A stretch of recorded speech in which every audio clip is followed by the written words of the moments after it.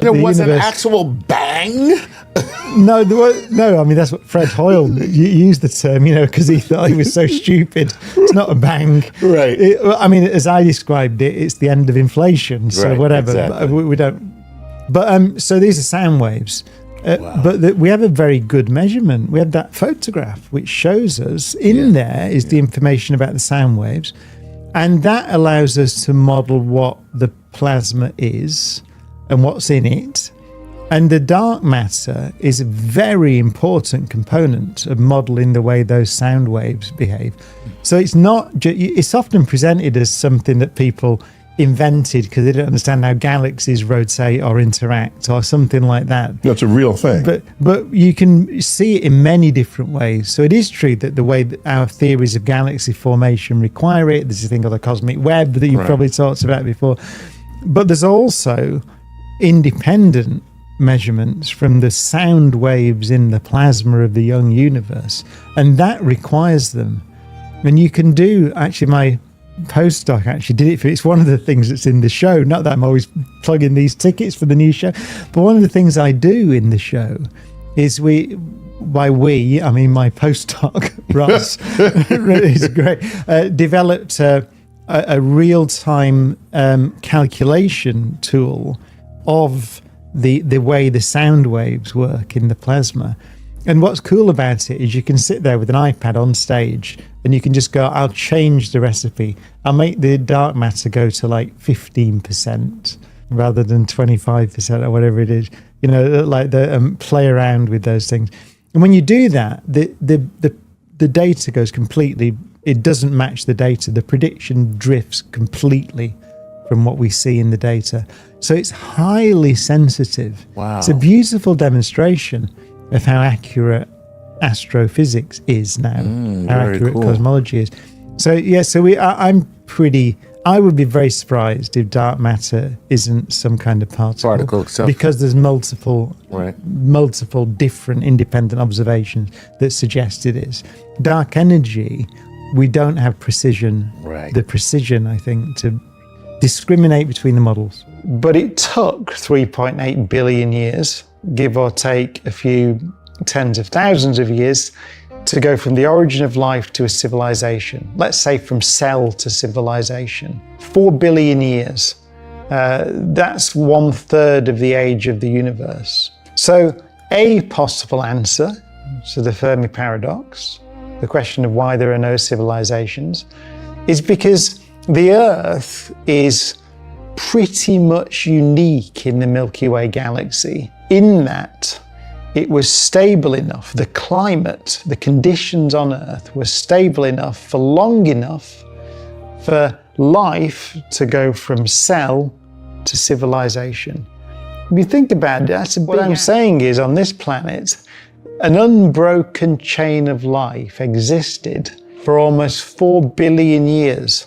Notwithstanding the fact that we live in a violent universe.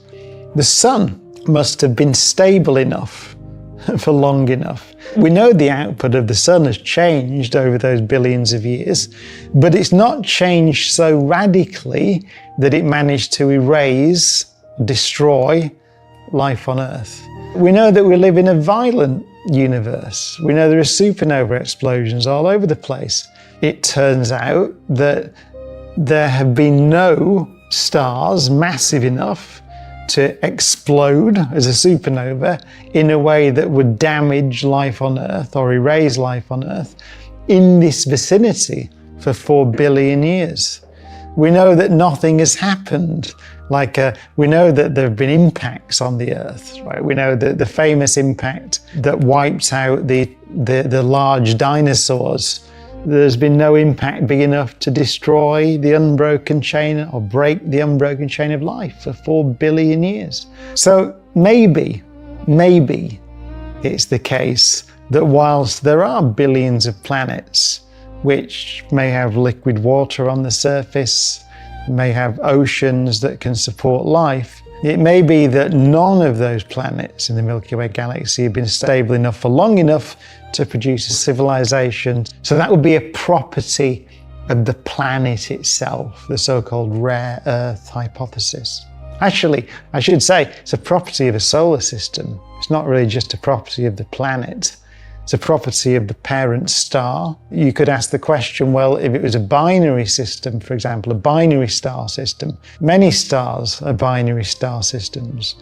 Is it possible to have a planet with a stable climate, stable enough orbit in a binary star system to support an unbroken chain of life for 4 billion years? Perhaps not. When we talk about rare Earth, I think I would like to talk about rare solar system. Another possibility with the Fermi paradox is that it's not a paradox, they are here. So there are intelligent civilizations out there and they are present in the solar system. It's possible. Let's think, for example, what such an intelligence might look like. Well, who knows? They could have sent nano machines to our solar system. There could be probes all over the place in the solar system, but if they're the size of an iPhone, then we'd have no way of detecting them. If probability favors the existence of aliens, why haven't we observed any? So, what you mean by probability favors the existence of aliens, I guess you mean, and I'd agree with you, that the universe is so big. I mean, we just said that there is something like 1 with 22 noughts after its stars in the observable universe. We now know that most of those have planetary systems. Certainly, if you look in the Milky Way, which we can do in our own galaxy, basically everywhere we look, we find planets around the stars. So let's say that most of them have solar systems. So it is inconceivable that there will not be life and I think civilizations out there amongst the stars. But the question becomes, first of all, what form does that life take? So in the solar system, we know there's only one place, Earth, which has complex life. And certainly a civilization like ours. It could well be that there are microbes below the surface on Mars today, or there may have been microbes on Mars in the past when Mars had rivers and lakes and quite possibly oceans for a few 100 million years. So there could have been Martians, but they would have been little microbes or bacteria-like things at best, I think. On the moons of Jupiter and Saturn, like Europa, there are oceans below the surface, and we think the conditions are right for life to have started, but we don't know. And keep going and just keep delving down into what nature seems to be trying to tell us. Then, if you're lucky and persistent, you can catch a glimpse of something deeply hidden. It's beautiful, that, isn't it? A glimpse of something deeply hidden, which is the deep underlying structure of nature. And it does seem that we're beginning to glimpse something deeply hidden. From the study of black holes, the related, surprisingly, field of quantum computing and quantum information, we're glimpsing something deeply hidden, the deep underlying structure of reality itself. And I think it's very beautiful. No one really knows, I think it's fair to say, where this is going, but they're hints of something deeply hidden.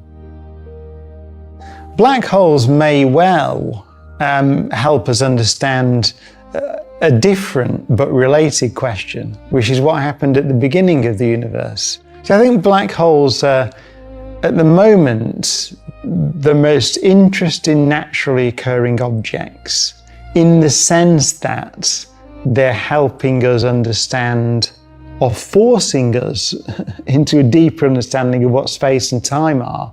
And my view is that if we're going to talk about the origin of the universe, even ask questions such as, did the universe have a beginning in time, which we don't know the answer to, then it surely seems to me that we have to understand what space and time are before we can ask and have any chance of answering such questions. And black holes, it turns out, are the objects that we can see, that we can observe, that actually exist in nature, that force us down that route to ask questions, sharp, well-defined questions actually, about the nature of space and time themselves. It surely must be the case that as we get a deeper understanding of what let's call it the fabric of the universe is. So Kepler was working in the early 1600s, and he's famous for the laws of planetary motion. So in a way that I cannot conceive how he did it, just from watching the planets like Mars and Jupiter and Saturn, which was some other astronomers had catalogued where they are in the sky, which we've known for thousands of years. It's astrology, right? Where the planets are against the stars. So he took that data and figured out that planets go in ellipses around the sun, and he figured out a relationship between how long their year is and how far away from the sun they are. It's remarkable just from this data, but he was really clever. And in 1609, there's a beautiful story that he wrote about where he was walking across the Charles Bridge in Prague in a snowstorm. And it was snowing, and it was New Year's Eve, as he tells it. And he was going to his benefactor's house to a party. So he was going over the New Year's Eve party to the guy that pays him. And he realised he hadn't brought him a present. And so you noticed the snowflakes landed on his arm. And he looked at them and he said, why are they all six-sided? Right? They're all different and really beautiful, but they're all six-sided. So what is it about that? So he wrote this book going, why? And he said, well, they come from water. So maybe there's something in the water. Maybe it's what the water's made of that makes the snowflake, which is right. He didn't know. It was 1600. Yeah. And maybe so something to do with that. Maybe he didn't know about molecules, but he makes all this progress, and he talks about beehives and pomegranate seeds and everything that's got these geometric shapes, water molecule, and we know about that. But it's a 20th century discovery. But right at the end, after he's written this wonderful book, which you can just buy, I recommend it. It's called The Six Corners. We'll be sending humans to Mars, certainly in your lifetime. And one of the things you'll be doing is looking for microbes below the surface. So maybe we'll find Martians. But if you mean aliens in spaceships, that means civilizations. We don't know. We've looked a bit. We've listened for radio signals from other stars. We've found nothing. We have no evidence of alien civilizations at all. That might mean we haven't looked hard enough because we haven't looked particularly hard. The galaxy is very big. But it might also mean that civilizations are rare. And the one thing I would say is that if you speak to biologists, they will be more pessimistic about discovering civilizations than astronomers. But biologists say, well, but if you look at life on Earth, it began, we have good evidence, it was on the planet, let's say 3.8 billion years ago. So let's say it may have begun even 4 billion years ago, after the planet settled down and the oceans first formed. It took 4 billion years, let's say, to go from the origin of life to a civilization, which is about a third of the age of the universe. Nature very often tells you that you are wrong, right? So whatever your opinion is and however important you are, if your view of nature is wrong, then nature will ultimately tell you and you have to accept it. So he said that scientists have a great deal of experience with being wrong. And it's a delightful experience because you've learned something. So the way you thought the world works turns out not to be. And so you know something then you've learned something, so you understand more. And so he called science a satisfactory philosophy of ignorance, which I think is a brilliant definition. Yeah. And but his point was that you can take that delight in being wrong, the fact that you don't know. Because obviously, in order to do research, you have to first accept that you don't know. Otherwise, you wouldn't do research. That's the way that we have built our civilization. But you can take that idea and transplant it to other fields of endeavour, such as politics, for example. So imagine that our politicians started every speech by saying, well, of course, I could be wrong here. Of course, I don't know. It's really complicated. But the best of our ability at the moment, I think this is a way to go. And if we make some observations and it's not gone quite right, then we'll just change a bit and we'll fiddle around. and we'll do something else. So we'll increase taxes, or we'll decrease taxes, or we'll change the way that we target environmental emissions, or something, anything, whatever it is. Imagine if they said that, then we would live in a profoundly better world, right? What we have are a bunch of people who are certain. And the one, I don't get involved in politics so much, but the one piece of advice I always give people is, if the person you're going to vote for sounds really sure, then do not vote for them. Yeah. They're not suitable, right? They're either dumb or disingenuous, or some combination of the two, because they should know that it's really hard to run a country. In fact, Feynman said in that essay that democracy is a manifestation of that. It's the acceptance that we don't know how to run a country. So what we do is we change everything every 4 years. Why would you do that? If you think you know how to do it, you wouldn't do it, right? But of course, so the pendulum swings backwards and forwards, and that is, as Feynman said, and Oppenheimer said this as well, the great Robert Oppenheimer, that swing, when you see the swing, then what you're seeing is your freedom. Right? You're seeing the fact that this bunch of people thinks this and this, and we'll try them all. We'll try all these different ways. So Saturn, Jupiter, you'll see the cloud tops of Jupiter. You will also see the Galilean satellites, these 4 moons that Galileo discovered in 1610, which were central actually to the development of our modern civilization, because they were one of the key pieces of evidence that told us that everything doesn't go around the Earth. Galileo said this, it's obvious they're going around that planet. So you can sit there and watch them. And actually Io, the innermost one, you could pretty much see move over the course of an evening if you catch it in the right place, because it goes around so quickly. Then you have this observation with your own eyes that was of immense historical importance. So yeah, the planets, but then you can start, if you've got darker sky, even a small telescope or binoculars. Actually, you'll see the Andromeda galaxy. That really, to see that, it depends. It's not really the telescope again or the binoculars. It's just the darkness of the sky, and you'll see Andromeda, and you can say that I think is quite big on the sky. It's dim, this misty patch, but it's big, and it's over 2 million light years away.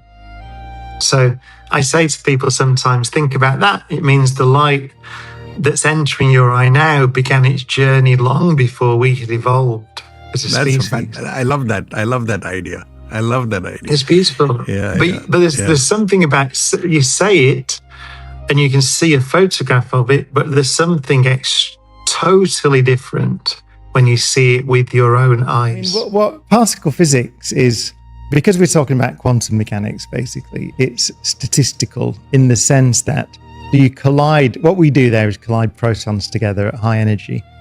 And we collide a lot of protons together at high energy. Protons have a charge so that you can put them in a magnetic field and accelerate them to very high speeds. Yeah, so they go around. So the LHC in kilometers is 27 kilometers, and that's the number I was at. Circumference. Yes, it comes out to about 16 miles or something like that. Mm-hmm. And the protons go around that ring 11,000 times a second. So that's how fast they go. That's fast. So that's 99.999999% the speed of light. Okay, so you've granted them energy so that when you collide them, you break them apart. You're basically deconstructing nature to see what residue comes out of it. When I think of doing that for anything else, it's going to break. Right? I don't take chairs and slam them together and still have chairs. I have a pile of kindling. Okay. So whoever thought it was a good idea to smash nature into itself? Well, I suppose Ernest Rutherford initially. So we go back to Manchester the turn of the 20th century. And Rutherford was using radioactive decay to essentially produce the particles. I mean, it's just the decay of atomic nuclei that naturally happens to produce high energy particles, which he then fired into gold foil and bounced them off the foil. In doing that, he discovered the atomic nucleus. So one way to think about particle physics is that when you collide things together, what are you doing? You're really building a microscope. One way to think of it is that the higher the energy of the collision, the faster these things are traveling, the smaller the object you can see. That image, it's like looking at an image through a wine glass. And if you know what the image is that you're looking at, you can work out the shape of the wine glass. In this case, the shape of space and time. What measurements like this tell us is that there's much more matter in the universe than we can see shining in the stars and the galaxies. Much more, about 5 times as much. So the mass of this intervening galaxy cluster is significantly larger than you would estimate from looking at its luminosity alone. Now that matter, which it presumably is, goes by the name of dark matter.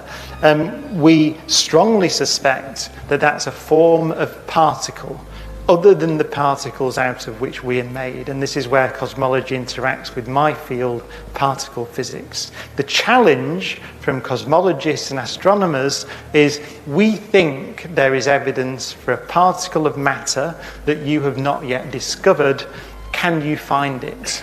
Well, I think before we turned on the Large Hadron Collider at CERN, we thought that we would find it, and we thought we'd find it pretty soon. We had a series of theories which are built on, not invented, I should say, to explain the nature of this stuff the cosmologists tell us is there, but actually from more fundamental considerations in the theory of particle physics itself. We had theories that there should be a doubling of the number of particles we know of in the universe, theories called supersymmetric theories.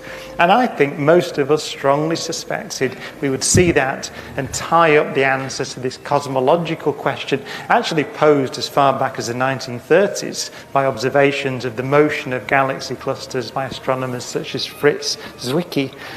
Did we find it? Well, no, we didn't. We built the Large Hadron Collider. We found the Higgs particle, of course, another of the great holy grails of particle physics, which tells us, by the way, about events that happened close to the Big Bang. It tells us that not long after the Big Bang, as the universe expanded and cooled, something condensed out into empty space, something called the Higgs field.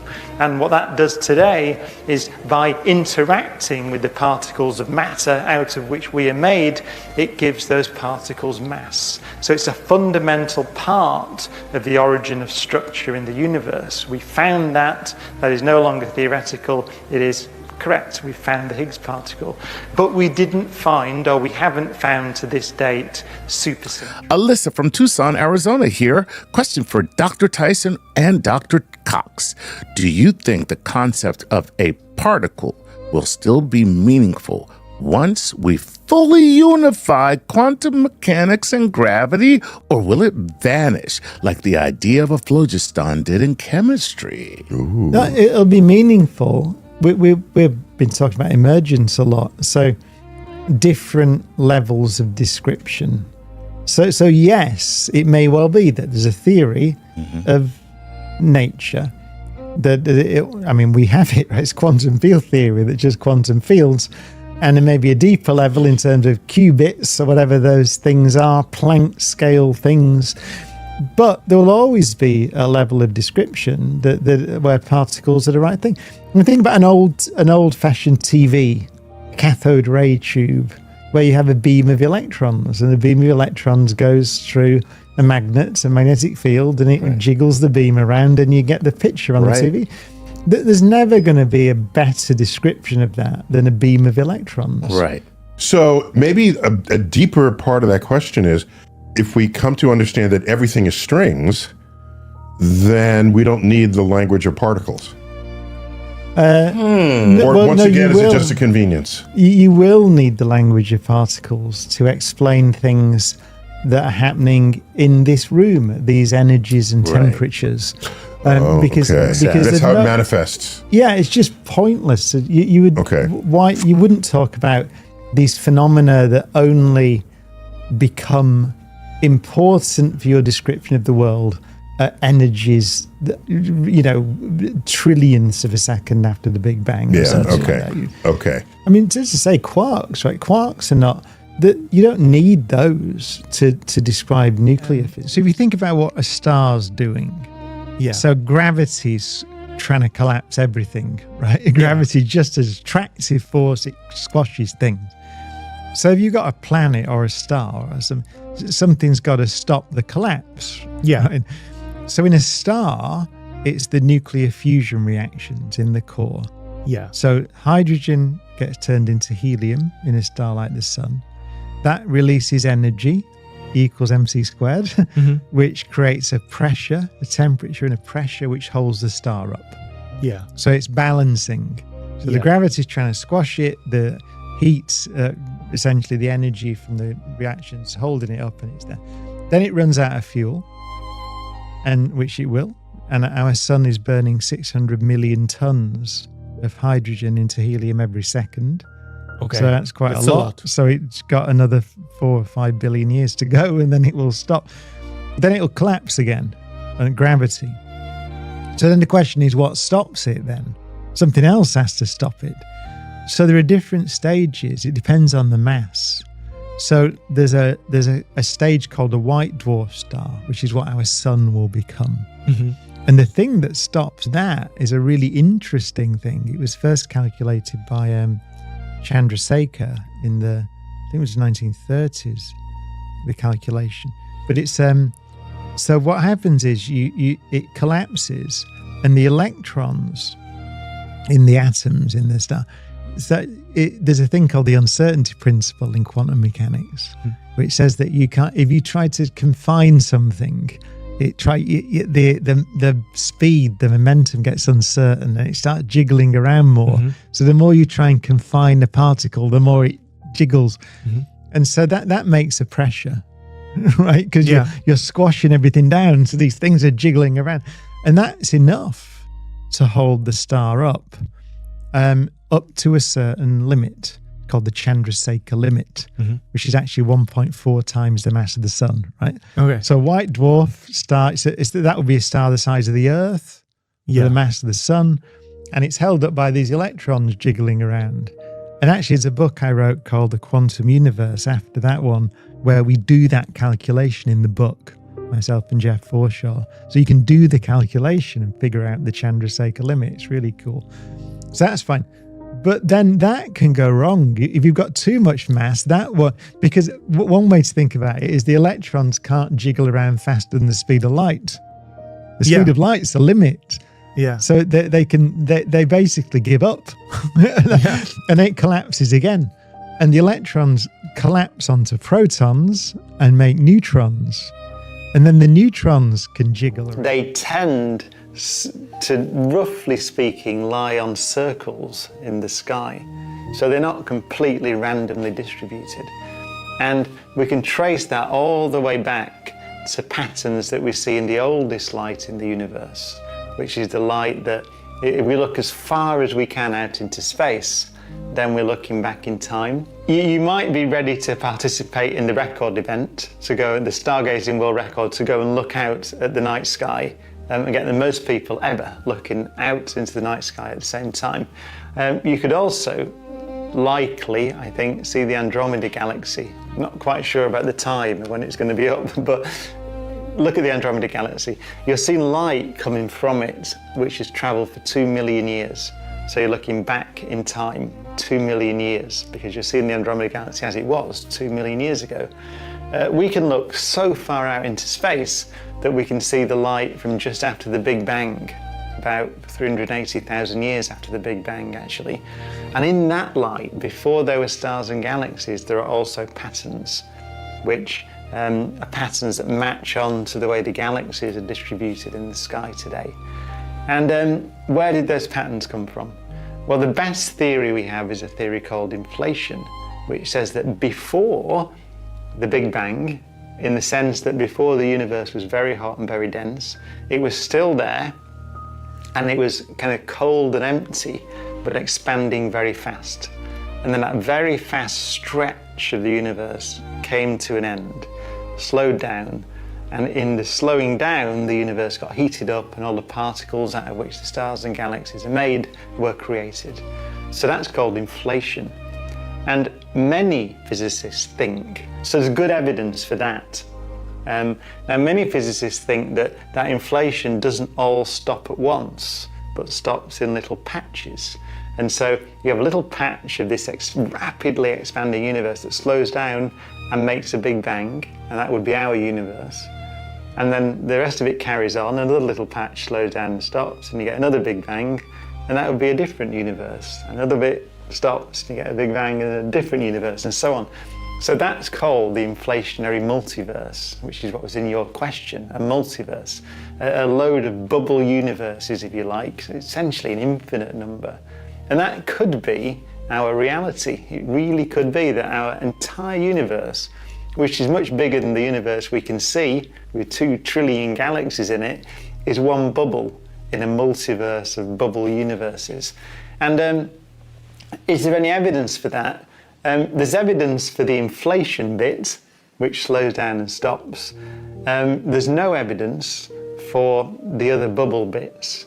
So could we ever see evidence? People speculate that you could perhaps, in the most ancient light in the universe, see a pattern that suggested that maybe there was a nearby bubble that formed at the same time, but we haven't seen it yet. Or it could be that the theory becomes so well developed and it describes things so well that we see in our universe that you start to think, well, the theory is suggesting that this is the only way things could be. But we're a long way. 1905, Einstein realized that space and time are not separate, but they're woven together into something that's often called the fabric of the universe, or more technically, space-time. But we now suspect, or at least we have a theory, that space-time emerges from something deeper, which is just basically quantum entanglement. So we think that there is a description of our universe which is just bits of information, basically, or qubits to be more technical, quantum bits of information that are entangled together into some sort of network. So space and time don't exist in that network, and then space and time emerge from that deeper theory. This is cutting-edge physics, but it's one of the pictures that we have for what space and time might be. Europa, Jupiter's moon, is a prime candidate for a habitable world. In the, what we know, almost certainly, I'm always, the people who I know who work on the mission say, don't say we know, we're almost sure there's a saltwater ocean below the surface. I think it's pretty indisputable now, so we're pretty sure it's there. Yeah, but whatever is the skepticism, what would it be were it not a global ocean? Yeah, it's very difficult to be, because, and that's from many measurements. Was it made of ammonia? I mean, there's not, yeah. Water molecule is not rare. Yeah. So it looks like salt water.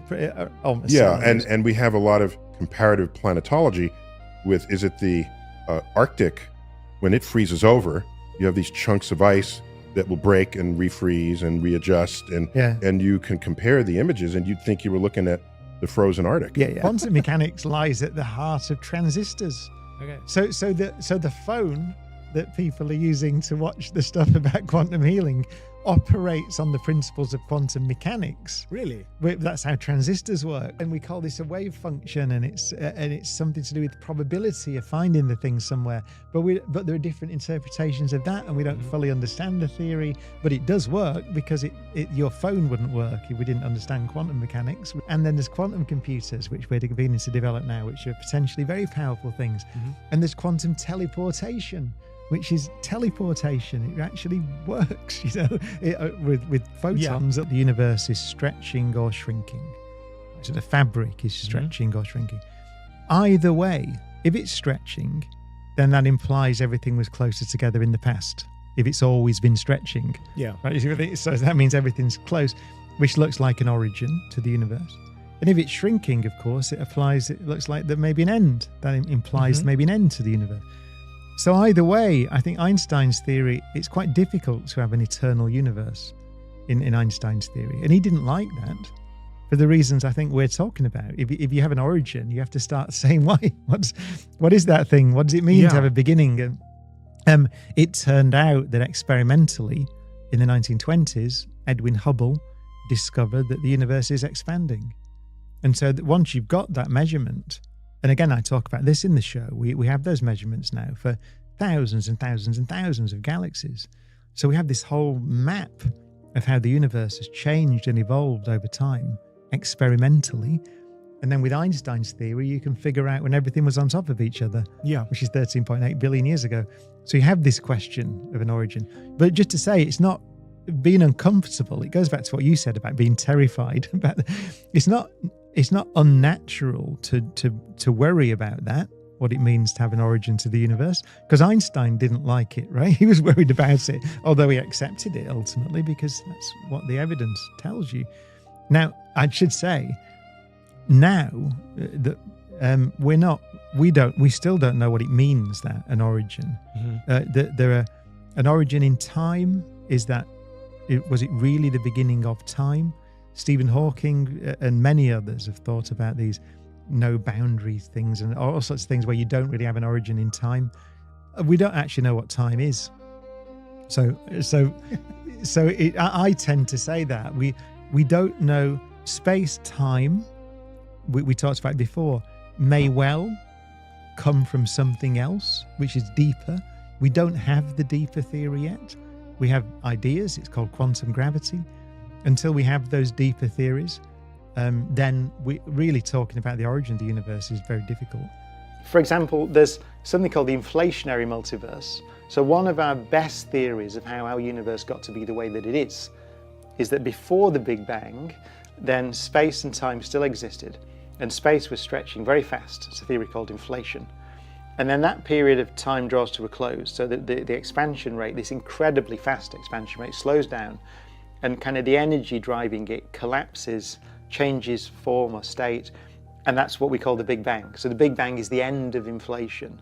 Extensions of that, called eternal inflation, say or suggest that maybe that collapse at the end of inflation, maybe it doesn't all stop at once. So you're to picture patches of this rapidly expanding space that are sort of collapsing and making big bangs, which make universes. And so that the process is called eternal inflation, because for all we know, it could have been going on forever in a sense, and would be going on now if that was correct. So we would just be a bubble in this sea, an infinite sea of universes, of which we're a single bubble, and that's called the inflationary multiverse. Quantum mechanics does appear to suggest that really there are an infinite number of universes. So every possibility for every interaction that happens has a probability of it. It's like rolling a dice, and you could say, well, I roll a dice and it comes up a 3, but it could also be a 2 or a 4. And basically, the many worlds interpretation of quantum mechanics is that there's a universe in which every dice roll happens. So that you get an infinite number of copies of you, for example, in this inflationary multiverse.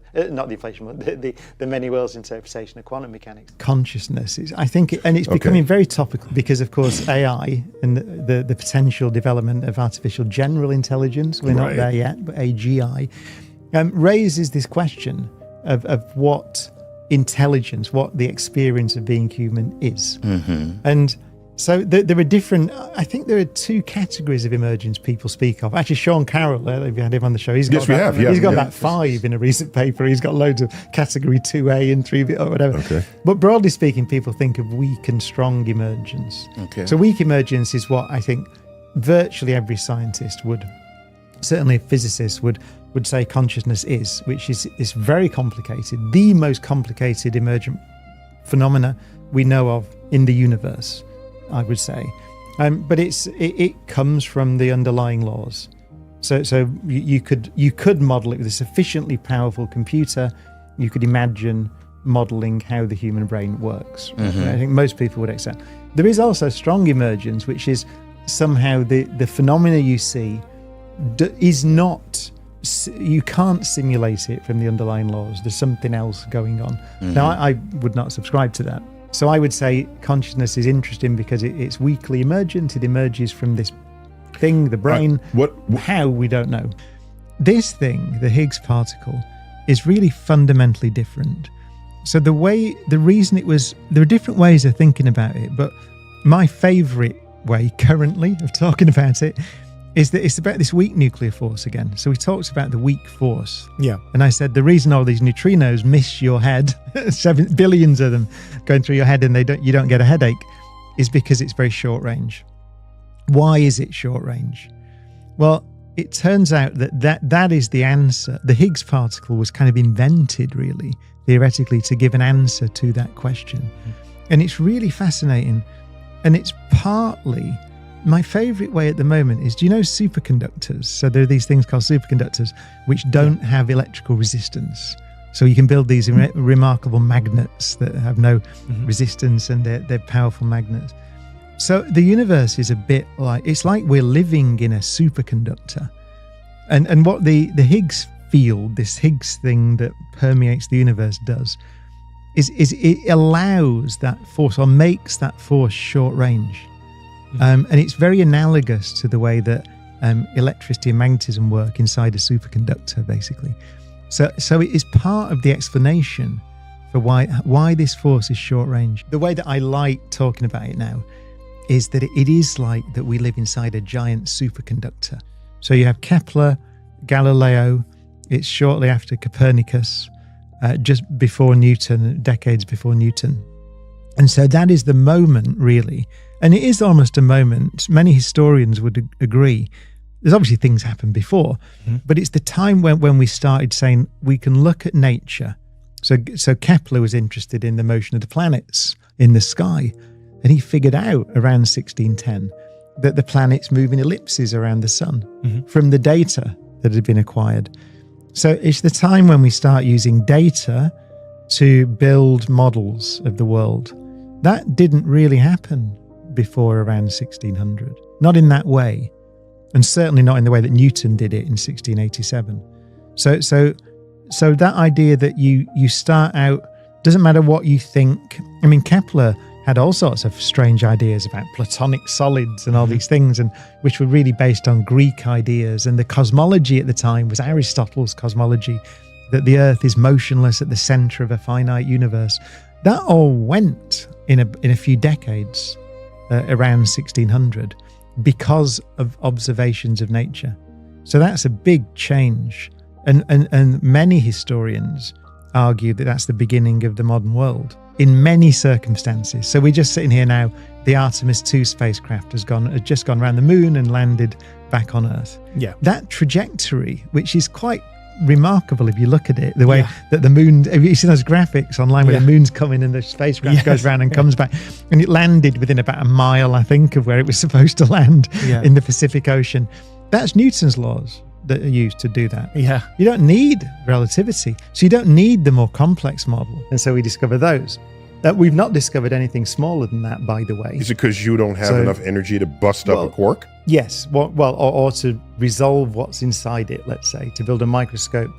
Because right now, the inventory of fundamental particles includes quarks. Yeah. So somebody saying that's fundamental, which sounds a little like the Greeks saying atoms are fundamental. Oh, no, well, they won't be fundamental. You're absolutely right. But they look point-like from the point of view, from the energies that we can generate today.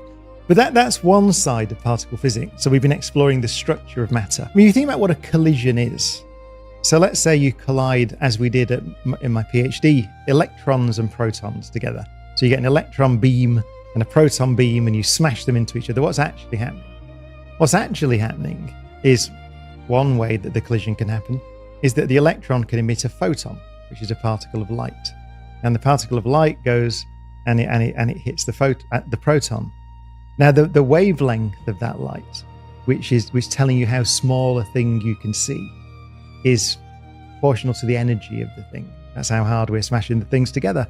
So the faster you smash them together, the faster you smash together, the higher the energy, the smaller the wavelength. So the smaller the things that you can see. So that's a way of thinking about particle collisions. So it really is a microscope in that sense. That analogy works. What it means to have an origin to the universe. Because Einstein didn't like it, right? He was worried about it, although he accepted it ultimately because that's what the evidence tells you. Now, I should say, now that we still don't know what it means, that an origin. An origin in time, was it really the beginning of time? Stephen Hawking and many others have thought about these no boundary things and all sorts of things where you don't really have an origin in time. We don't actually know what time is. I tend to say that we don't know space-time. We talked about it before, may well come from something else, which is deeper. We don't have the deeper theory yet. We have ideas, it's called quantum gravity. Until we have those deeper theories, then we really talking about the origin of the universe is very difficult. So it's fascinating, and it's current research.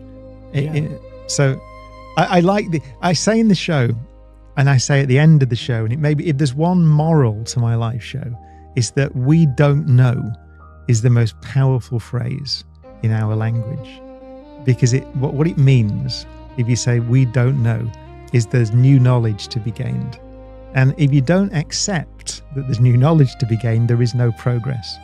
So progress, our civilization rests on people realizing that we do not know everything. Right? It's the most important thing. And it's also very difficult for people. You see it everywhere, right? People don't like to say, I don't know. But there's no science without that. But you say we don't know, but then we imagine things and then we test them. Yeah. And then we find out if the test isn't right, the idea is bad. If the test fits in, then the idea is good. It's Richard Feynman. He said that. And he said it's not even imagine, it's guess. I remember Feynman saying it in a lecture. Yeah. He said, we guess, don't laugh. And everyone laughs. And he goes, don't laugh. So do you guess? But we guess. I mean, we that's what theoretical physics is, right? You guess. He just said, don't make it any. Well, you guess about it. Obviously, it's an educated guess, but you make a theory, which is a guess, and then you see what the theory predicts, and then you have to go and test it.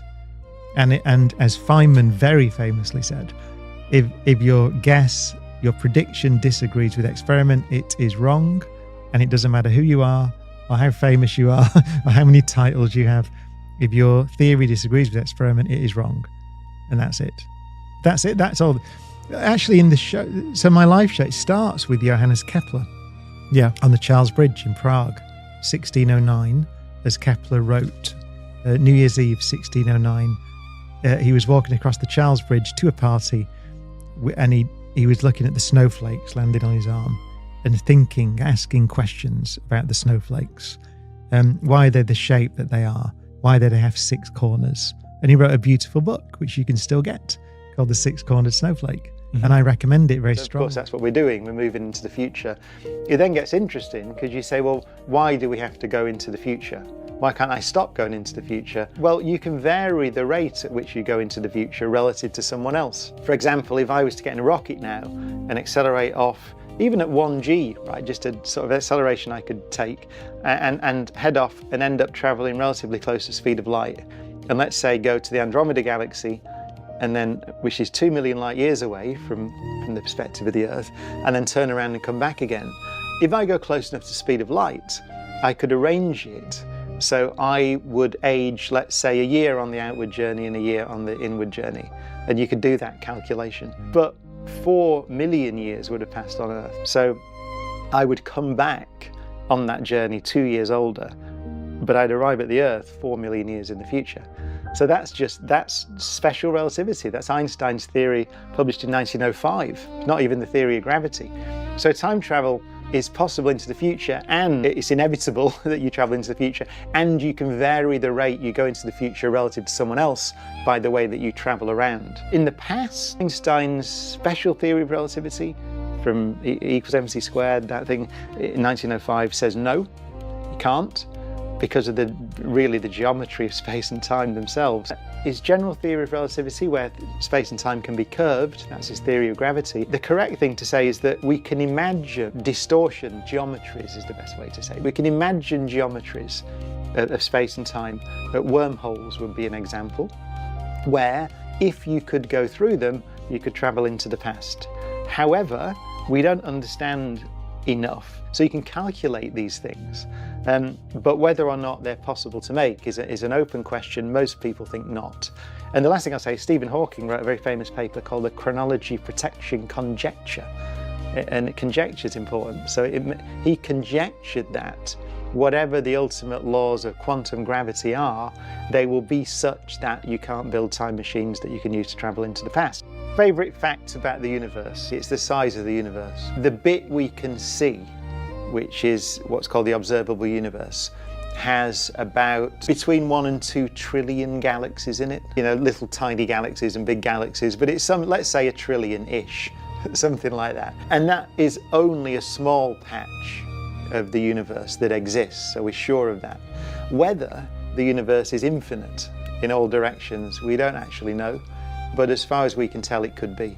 So my favourite fact about the universe is that it might be infinitely big. What's going to wipe out humans first? If I was to guess, I would say human, and that's not supposed to be a joke. I think that the biggest threat to our civilization is us. Beyond that, threats from space. If a comet came in from the outer solar system, as they do, it happened to hit Earth, then there's nothing we could do about it at the moment. Most of the asteroids, the big asteroids that cross the Earth's orbit, we've mapped. We're actively trying to do that. If we see that one of those big asteroids might collide in the future, then we've got a bit of time, 10, 20 years, whatever it is, so we might be able to do something about it. We're going to have to leave the Earth at some point and spread out into the solar system and beyond. If we manage to do that, and we're at the point now where we're just about to start, I hope. We're not far off being able to travel, build moon bases and then travel to Mars. We're quite a long way off going from Mars beyond the solar system, maybe. We're a long way off doing that. But at some point, if we do that, then nothing's going to wipe us out. Back in 1905, Einstein realized that space and time are not separate,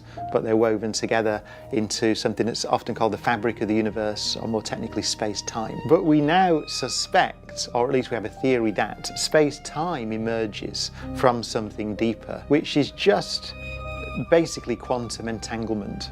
So we think that there is a description of our universe which is just bits of information, basically, or qubits to be more technical, that are entangled together into some sort of network, so space and time don't exist in that network, and then space and time emerge from that deeper theory. This is cutting-edge physics, but it's one of the pictures that we have for what space and time might be. Einstein didn't begin with some grand vision of predicting or trying to work out with a pen and paper that the universe had an origin. He wasn't interested in cosmology, really. He was interested in the behaviour. He wanted to know why things fall at the same rate in a gravitational field. And it's one of the most remarkable feats of the human intellect, but also a quite remarkable demonstration of the power of science, that thinking about that behaviour leads you to a framework to speak of the origin of the universe itself. Predicted it. About 2 years later, Edwin Hubble showed that you look at galaxies, distant galaxies, and they're all receding from us. And the more distant they are, the faster they appear to be receding. And that's the signature of an expanding universe. That was 2 or 3 years after the prediction from Einstein's theory. There's the power of science and the power of abstract thought. The genius of Einstein was to realise what we all see now. If you look at the International Space Station and the astronauts floating in it, we're quite familiar with the fact that although those astronauts can be described as being in free fall, freely falling towards the Earth, it looks for all the world as if no forces are acting on the astronauts at all. So if an astronaut gets a cup of water and lets go of it, then it just stays there. It gets a feather and puts it there, and it stays there. It gets a big 1 kilogram mass and puts it there, and it stays there. So the thing that Einstein noticed, that all things fall at the same rate in a gravitational field, if you remove air resistance, so you drop a feather and a hammer, they would fall at the same rate. That's central to the behaviour of gravity. Newton's theory works, but it's rather convoluted. There's no real explanation of that. But Einstein's theory, the explanation is that they're not falling. It is the ground that is accelerating up. There isn't really a force of gravity at all. What there is the curvature of space and time, the bending or curvature of space and time by mass. Why does the Earth orbit the Sun, according to Einstein? Because the Sun curves space and time in such a way that the straight line, the path of falling essentially around the Sun, is actually an orbit. And you might say, well, how is it? How could you replace a force with geometry? Imagine standing with your friend at the equator and you agree to walk due north. So you set off. Now, the parallel lines on the surface of the Earth are lines of longitude. So what you find is you get closer to your friend as you head to the North Pole. And so if you didn't know that you were moving on a curved surface, you would conclude there was a force of attraction between you, pulling you together, because you were minding your own business, trying to walk parallel to your friend, but you kept getting closer. You get closer because you're on a curved surface. And that's exactly the way that Einstein's theory works. If you put a sun there, a big blob of mass, it tells you what happens to space and time, how it curves. So in a sense, tells you the story or the history and future of a solar system. And that worked very well. So Einstein said, okay, well, therefore, could I not apply this to a universe? If I knew the matter distribution of the entire universe, would my theory tell me the history, the past, present, and future of the universe in the same way that it allows me to predict the orbit of planets, so the position of a planet at some point in the future? So what Einstein and a Belgian priest, actually, called Georges Lemaitre, would say, we'll make the simplest assumption, which is that it's uniformly distributed on large scales. So in that direction and that direction, that everywhere you look, it's roughly speaking the same. What does the theory tell me? And the theory tells you that the universe is either expanding or contracting. In other words, it tells you that there was an origin, because if you've got an expanding universe today, it means it was smaller in the past. So the theory actually predicted the Big Bang, the origin of the universe. We asked an amateur astronomer to take pictures of the planet Neptune, and he took photographs of the planet Neptune on 4 nights over a month. I think it was the only 4 nights when it wasn't raining in Manchester, and you see it move. It moves across the sky relative to the background, except it doesn't, of course, because Neptune's orbit is about 170 years. Neptune itself is not moving very much. What's happening is that the Earth is moving around the Sun. So what you're getting is what's called a parallax measurement. So it is exactly holding your thumb up in front of your eyes and winking like that, and you see your thumb moves against the distant background. And if you really want to, and you know the distance between your eyes, you can measure the length of your arm using parallax. So if you know the radius of the Earth's orbit, so you know how far the Earth has moved over a month, a 12th of it, then you can see how far Neptune moves, and you can work out the distance to it. And this is how all distance measures in astronomy are calibrated. Until the mid-1920s, we didn't know whether there were other galaxies. We didn't know whether things like the Andromeda. The strategy for looking for life beyond Earth in the solar system is based on that idea. That if you go to places where there was or still is liquid water, and you go to places where there's geological activity, and you go to places where the right chemistry exists. And so that would be Mars in the past, perhaps Jupiter's moon Europa now, perhaps Saturn's moon Enceladus, and that's all we can do ultimately. So I wouldn't be surprised to answer your some kind of life on those moons, or perhaps subsurface on Mars. I would be extremely surprised if it was complex life, by which I mean multicellular life. And that's based on the fact that we have no evidence of multicellular life on Earth.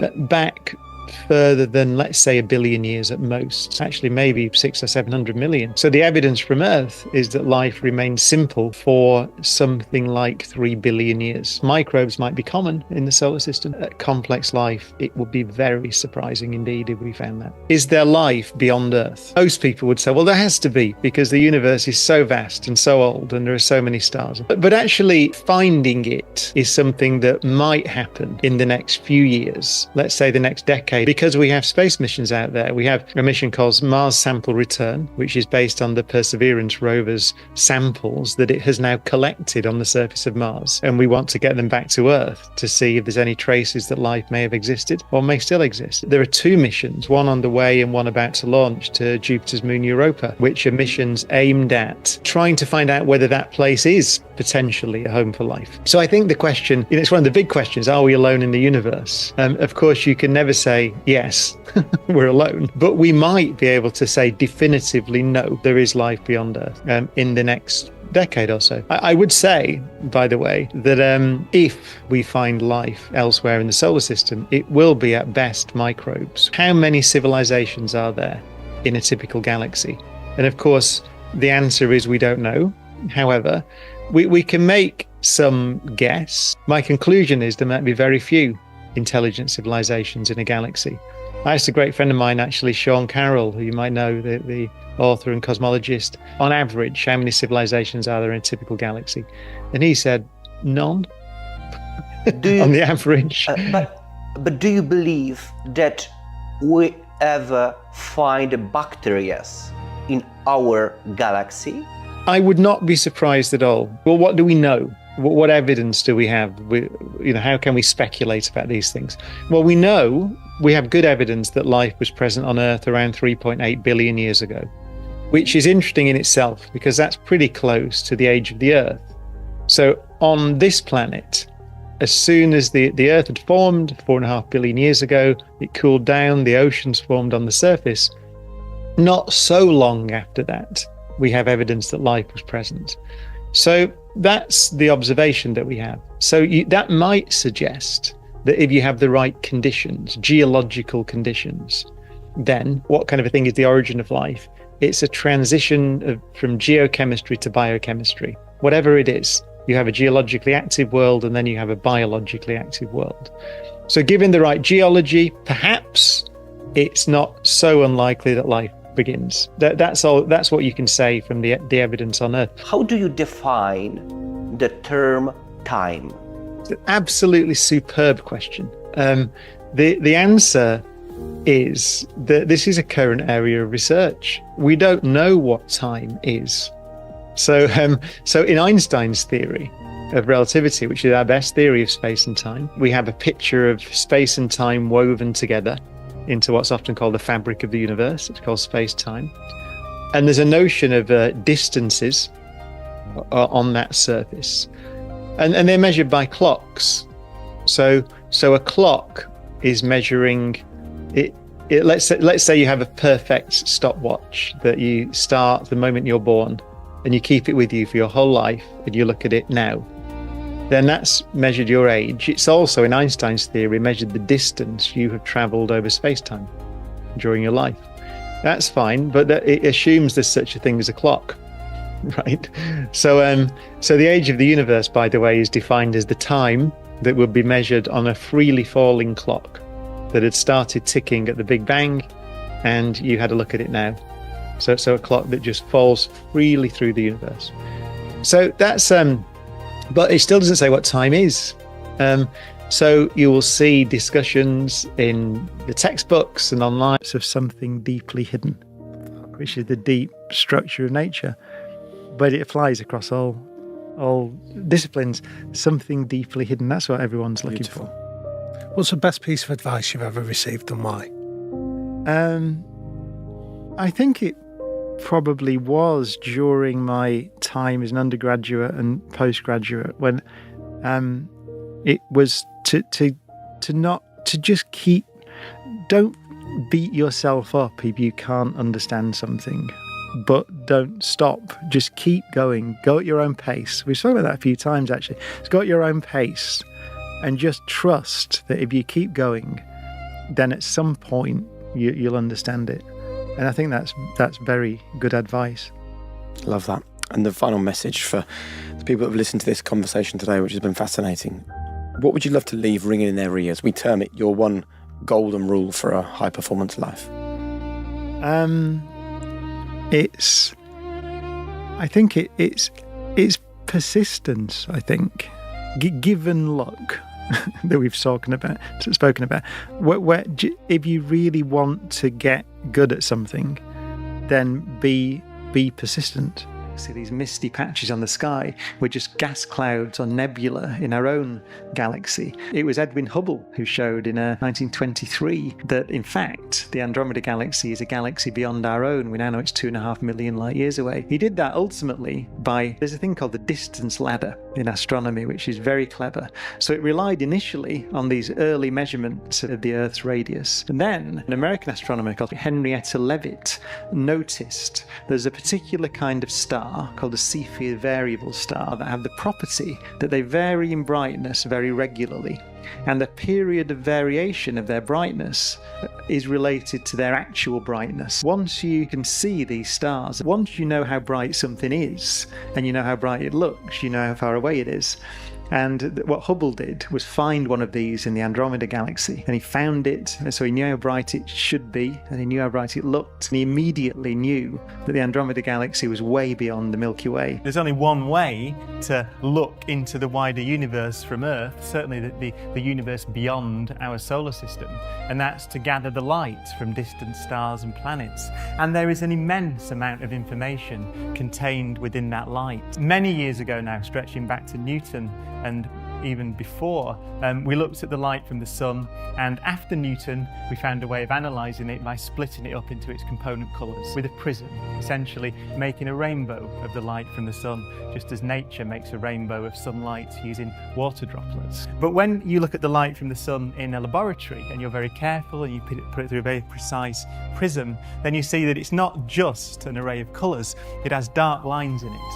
All these black lines crisscrossing the rainbow. What those lines are the signatures, the thumbprints, the chemical elements themselves. An element is a nucleus with electrons going around it, and each element has a different nucleus and a different arrangement of electrons. What happens with the light from stars is that the light shines through elements in the star's atmosphere, so elements like hydrogen and oxygen and helium. And because those elements have different structures of electrons around their nucleus, they absorb different colours of light, very specific colours that correspond to moving the electrons around in very specific ways. For example, these two lines here are very famous. They're called the sodium lines. Sodium absorbs light in the yellow part of the spectrum. If you heat sodium up, it emits light in the yellow part of the spectrum. So what you're seeing here is the signature, the fingerprints of elements in the sun.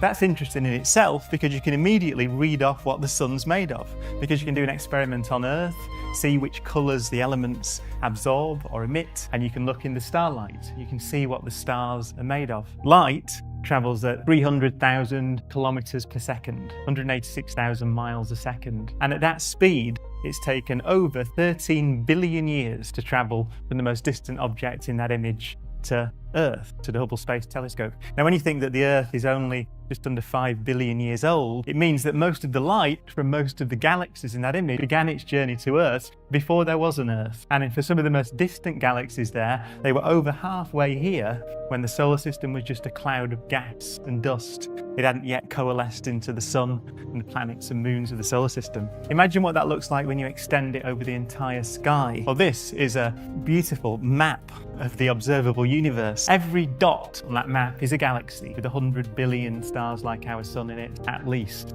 There's a ridiculous number that I have to show you. It's better to show it than say it. This is the number of stars that are in the observable universe at the moment. 30,000 million stars, just like our sun, some bigger, some smaller. 350 billion large galaxies, 7,000 billion smaller dwarf galaxies. That's the observable bit of the universe. We have pretty strong evidence now the universe is significantly bigger than that, but we can just see this blob surrounding us, the blob from which light has had chance to travel during the history of the universe. I don't know if you know a comedian called Woody Allen. He once said that the universe is probably infinite, which is a bad thing if you're one of those people who can't remember where they put things. The universe is expanding. So if you look at a very distant galaxy, then you find all the distant galaxies are rushing away from us. Think about what that does to the light. What happens to the light is the light begins its journey from the distant galaxy. Light is a wave. You just imagine a wave on its journey through space. The space is stretching because the universe is expanding as the light journeys from the distant galaxies to us.